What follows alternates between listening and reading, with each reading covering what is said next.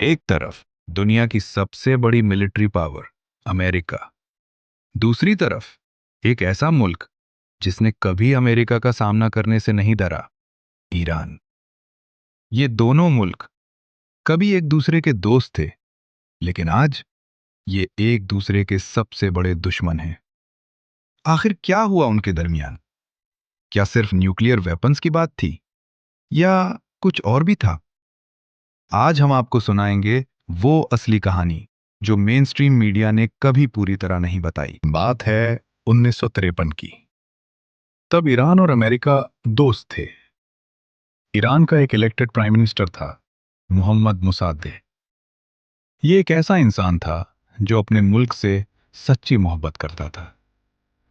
उसने एक बड़ा फैसला किया, ईरान का तेल सिर्फ ईरानियों का होगा, किसी भी बहराई कंपनी का नहीं। लेकिन ये बात अमेरिका और ब्रिटेन को पसंद नहीं आई, क्योंकि ईरान के तेल पे उनका फायदा था। तो सीआईए ने, यानी अमेरिका की खुफिया एजेंसी ने, एक खुफिया ऑपरेशन चलाया। इस ऑपरेशन का नाम था ऑपरेशन एजैक्स। ये 1953 में वो coup था जिसमें अमेरिका और ब्रिटेन ने मिलकर ईरान के इलेक्टेड प्राइम मिनिस्टर मोसद्देक को हटाया। इसके पीछे वजह थी ईरान के तेल इंडस्ट्री को नेशनलाइज करना। इस coup के बाद हंड्रेड्स लोग मरे और मोसद्देक की जगह लाया गया शाह मोहम्मद रेजा पहलवी, जो अमेरिका का खास दोस्त था। ईरान के लोगों के दिल में अमेरिका के लिए नफरत का बीज उस दिन ही बोया गया था। आते हैं 1979 में। ईरान के लोगों ने शाह के खिलाफ बहुत बड़ी रिवॉल्यूशन की। लाखों लोग सड़कों पर निकल आए। शाह मुल्क छोड़ के भाग गया। ग्रैंड आयतुल्ला रूहुल्लाह खुमैनी, जो शाह के खिलाफ थे और 14 साल से एग्जाइल में थे, वापस ईरान आए। उन्होंने ईरान को एक इस्लामिक रिपब्लिक बनाया और अमेरिका को ग्रेट सेटन कहकर पुकारा। लेकिन असली ड्रामा अभी शुरू हुआ था। नवंबर 1979 ईरानियन स्टूडेंट्स ने अमेरिकन एम्बेसी पर हमला करके 52 अमेरिकन्स को येरीना बना दिया। ये स्टूडेंट्स शाह की वापसी चाहते ताकि उसे ईरान में ट्रायल हो सके। अमेरिका ने शाह को कैंसर ट्रीटमेंट के लिए अपने यहाँ जगह दी। ये 444 दिन अमेरिका के लिए बहुत बड़ी शर्मिंदगी। Rescue operation Eagle Claw fail हो गया। 8 अमेरिकन सोल्जर्स मारे गए बिना कुछ किए। प्रेसिडेंट कार्टर की पॉपुलैरिटी जमीन पर आ गई और वो इलेक्शन हार गए। और फिर एक अजीब बात हुई, हॉस्टेजेस रिलीज किए गए।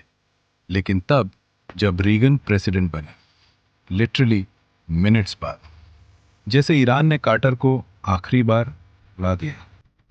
अब आता है वो राज जिसे ईरान कंट्रा अफेयर कहते हैं।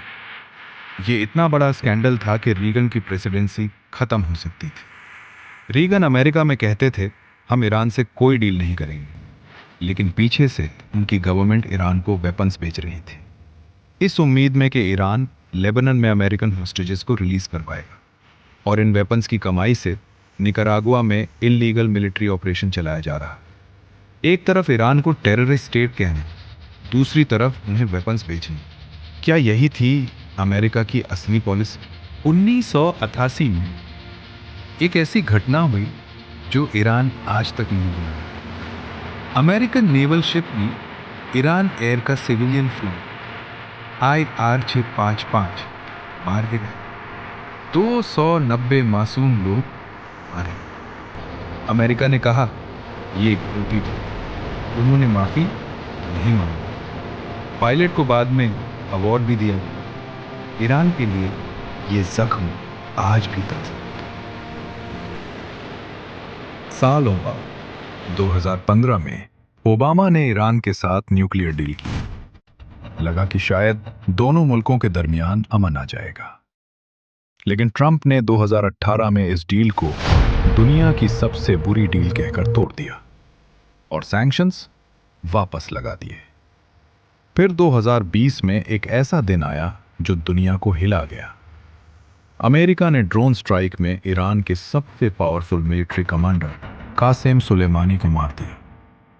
वो बगदाद एयरपोर्ट के पास थे।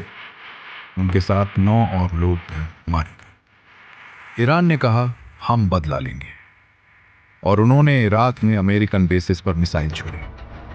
सीधा जवाब, सीधा हमला। तो ये थी ईरान और अमेरिका की असली कहानी। एक दोस्ती जो नफरत में बदली, एक कू जो डेकेड्स तक असर करता रहा, और एक जंग जो अभी भी खत्म नहीं। क्या ये सब सिर्फ न्यूक्लियर वेपन्स की वजह से था या कुछ और भी था? तेज, ताकत और घिनौना। आप अपनी राय कमेंट में ज़रूर लिखें। अगर ये वीडियो पसंद आई तो चैनल सब्सक्राइब करें और बेल आइकन ज़रूर दबाएं। अगली वीडियो में हम बात करेंगे इजराइल पैलेस्टाइन की उस कहानी के बारे में जो 75 साल से चल रही है। तब तक अल्लाह।